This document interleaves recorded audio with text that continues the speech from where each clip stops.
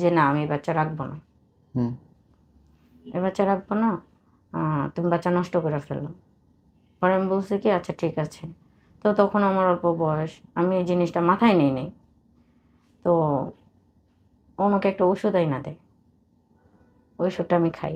খাওয়ার পরে আমার প্রচুর পরিমাণ পেন ওঠে, মানে এত পরিমাণ ব্যথা আমি সহ্য করতে পারিনি, আর এত পরিমাণ ব্লিডিং হয়েছে আমার। তো আমি হসপিটালে অনেক দিন ভর্তি ছিলাম। ও আমাকে দেখতেও যায়নি, আমাকে দেখতেও যায়নি। মানে সব বিষয়ে আমি স্বাভাবিক নিচ্ছি, মানে আমি কোনো পেন নিচ্ছি না। প্লাস আমি সংসার লাইফটা বুঝতেছি না। এদিক দিয়ে আমি কিন্তু রান্না করতে পারতাম না।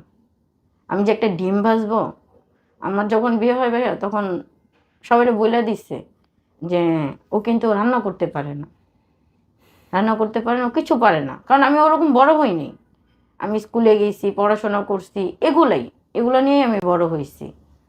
তো এটা নিয়ে আমার শাশুড়ি আমাকে অনেক কথা বলতো, এমনকি গায়েও হাত তুলতো।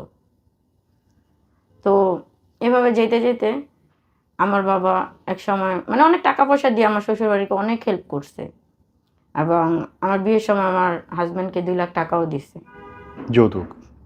হ্যাঁ, উনি বলছে, আমার বাবা প্রথম বলছিল যে আমরা ঘর সাজায় দিব, ঘরে যা যা লাগে সব দেবো। তো আমার শ্বশুর বলতেছে আমার ঘরে তো সব আছে, আসলে কিন্তু ওনাদের ঘরে কিছু